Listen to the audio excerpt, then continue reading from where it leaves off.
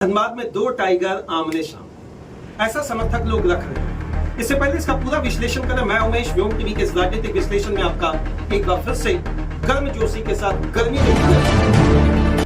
सबसे पहले आप ये जानने का थोड़ा सा कोशिश करिए, चलिए प्रश्न के रूप में इसको रख देते हैं। चलिए पहला सवाल यही है श्रीमान, क्या धनबाद में भाजपा दो गुटों में बट गई है? क्या धनबाद में भाजपा फॉरवर्ड और बैकवर्ड के नाम पर अलग अलग समीकरण बना रहे हैं? क्या धनबाद में भाजपा के अंतर कलह का पूरा प्रतिबिंब सामने दिखने लगा है?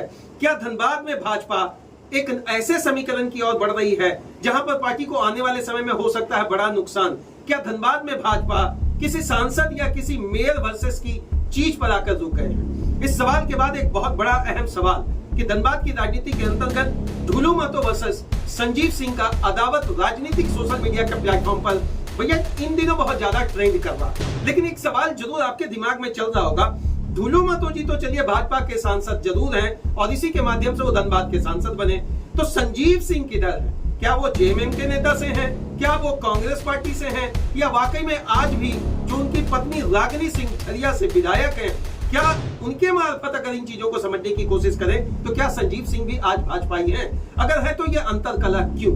ये तमाम ऐसी चीजें हैं जिसके पीछे आपको ये समझना पड़ेगा कि अदावत नई नहीं होती है।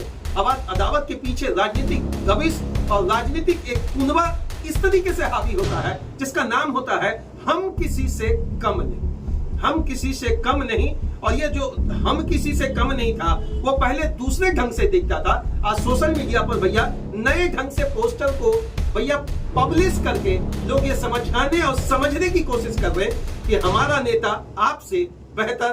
कहने का मतलब है ढुलू महतो के जो समर्थक हैं वह इस तरीके से पोस्ट कर रहे हैं कि संजीव सिंह जी कुछ नहीं, और संजीव सिंह जी ये बताने उनके समर्थक बताने की कोशिश कर रहे हैं पोस्ट के माध्यम से, इमेज के माध्यम से, खासकर एआई टूल्स का जो प्रयोग किया जा रहा है। भैया आप कहां?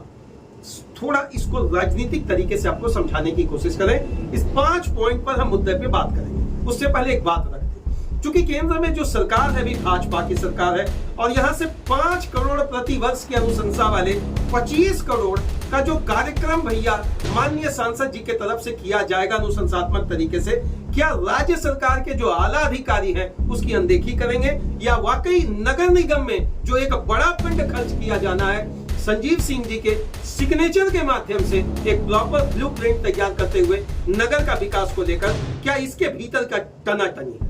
ये टसन क्यों है? इसको चलिए समझने का कोशिश करते हैं और आप समझे।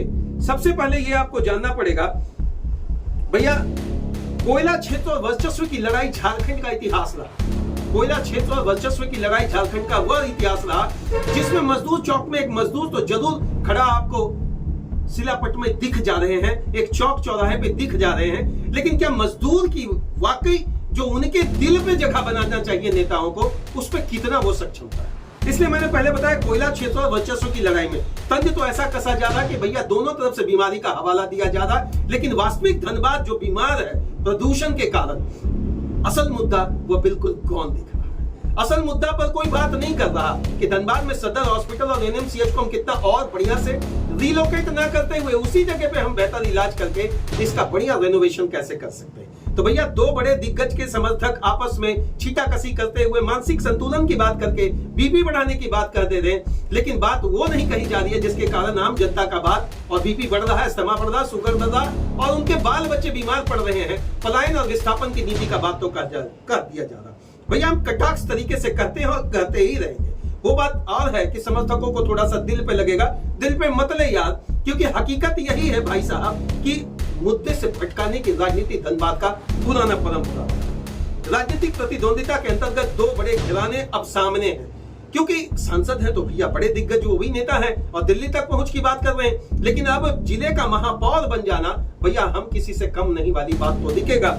तो राजनीतिक प्रतिद्वंदिता का आधार क्या होता है भैया? बजट, विकास योजना, पायलट प्रोजेक्ट, ब्लूप्रिंट, यही तो तमाम ऐसी चीजें हैं जिसके माध्यम से आप ये बात रख सकते हैं और जनता के दिल पर ये ठोक कर सकते हैं भैया आप मुझे बताइए हम काम करेंगे। पहले वाले ढुलू महतो जी तो कह ही रहे हैं भैया आप मुझे बताओ ना कहां काम बाकी है। अब संजीव सिंह भी कह रहे हैं भैया हम ज्यादा नहीं कहेंगे लेकिन हम करके दिखाएंगे। समर्थकों के बीच जो झड़प है, आरोप प्रत्यारोप, केस डायरी, गिरफ्तारी, ये सब तो चलता रहे। तो ये तो इतिहास है प्रभु। राजनीति में जो घेराबंदी होता है ना, वो घेराबंदी कम होता है, और इस घेराबंदी के चक्रव्यूह में फंसता समर्थक सबसे ज्यादा है। तो धनबाद का समर्थक फंसा हुआ जरूर। समर्थक, धनबाद का वोटर, धनबाद का ऐतिहासिक वोटर से वर्तमान वोटर दो चीजों की मांग हमेशा करता रहा है, भैया मुझे उन सारी चीजों से निजात दिलाओ ना जिसका हम लंबे समय से परेशानी झेल रहे, जल की समस्या और प्रदूषण की समस्या। हमने गाड़ी खरीद ली, हमने मंदिर बना लिया, हमने मस्जिद बना दिया, आपने रोड बना दिया, आपने स्टेट हाईवे बना दिया, आपने नेशनल हाईवे बना दिया भैया, लेकिन प्रदूषण हर दिन 25 से 50 ग्राम आपके फेफड़े में पहुंचने वाली बात किसी के द्वारा नहीं कही जा रही है। तो भैया समर्थकों के द्वारा तो कहा जाएगा, और इस कहा जाने के बाद जो बात आएगा यही आएगा कि कद्दावर नेता तब माने जाएंगे जब जो मुद्दा है, इस दोनों मुद्दे पर धरातलीय स्थिति से, चाहे केंद्र से या राज्य से, योजना लाकर श्रीमान आप खत्म करें। स्थानीय दबदबा की बात रखते हैं, स्थानीय दबदबा कोई छोड़ना नहीं चाहता। अब आप समझ रहे हैं कि सिख मेंशन उधर, और इधर अब सीधा हम कर रहे हैं महतो मेंशन। तो मेंशन तो हमारा कहने से हो सकता है कि आपको तकलीफ लग रहा होगा, लेकिन ये दो मेंशन के बीच की अदावत की राजनीति के अंतर्गत पिसता आम जनता, आम व्यक्ति, आम उसी ढांचे का एक परफ्यूम बॉडी पे छिड़क के कह रहा कि भैया हम इनके समर्थक हैं, हम इनके समर्थक हैं। सोशल मीडिया पर चलता दो ही चीज, झूठ और सच। सच को जानने के लिए कितने तरीके से आप मशक्कत करके उसको समझेंगे ये तो नहीं मैं बता पाऊंगा, लेकिन झूठ बड़ा तेजी से बढ़ता है। प्रोपेगेंडा तो भैया ऐसा फैलाया जा रहा दोनों तरफ के समर्थक के माध्यम से, क्योंकि आपको दिग्भ्रमित राजनीति का शिकार बनाया जा रहा है। मैं स्पष्ट तरीके से कह रहा हूं, मैंने हमेशा ये बात रखा, ना मुख, ना पक्ष, ना विपक्ष। भैया भाजपाई हैं तो आप भाजपा वाली बात ना करें, आप कांग्रेसी हैं तो आप कांग्रेस वाली बात ना करें, आप जेएमएम के तो जेएमएम वाली बात नहीं करें। आप बात करें तमाम जनता की, जो आपके वोट बैंक का आधार है। वोट बैंक के आधार में धनबाद, कोयलांचल आज कहा, क्या आपकी अदावत से यही ट्रेंडिंग पर्सनालिटी के वीडियोस या फिर एआई टूल्स के माध्यम से पोस्टर बना लेने से आपका धनबाद विकास कर जाएगा क्या? तमाम दोनों के समर्थक हो सकता है बिफरे हुए जरूर दिखेंगे। इस वीडियो के साझा, इस वीडियो को शेयर करके आप इतना ही अपनी बात को रखें कि आप मानसिक संतुलन को भैया बाईपास करने की बात जरूर कर रहे हैं, लेकिन जो पूरा मानसिक संतुलन धनबाद का बिगड़ा हुआ है प्रदूषण और जल के नाम पे, इससे आप निजात कब दिलाएंगे? चलिए, नगर निगम का 585 करोड़ वर्सेस 25 करोड़, क्या यही भीतर खाने की लड़ाई है, या राजनीतिक अदावत कुछ और है, राजनीतिक दबदबा कुछ और है, या वाकई पार्टी के अंतर्गत फॉरवर्ड बैकवर्ड का समीकरण दिखकर या बनाकर एक नया समीकरण झारखंड में लाने का प्रयास किया जा रहा? भैया ये भाजपा है। एक बात और हम आपको बता देते हैं, भाजपा के समीकरण को समझ पाना राजनीतिक पटल पर अगर कोई हल्के में ले रहा है तो भैया आज तक जितने राजनीतिक एनालिटिकल फॉर्मेट जिस बात को रखते हैं, अब कभी कभी ऐसा होता है कि वो पंचर।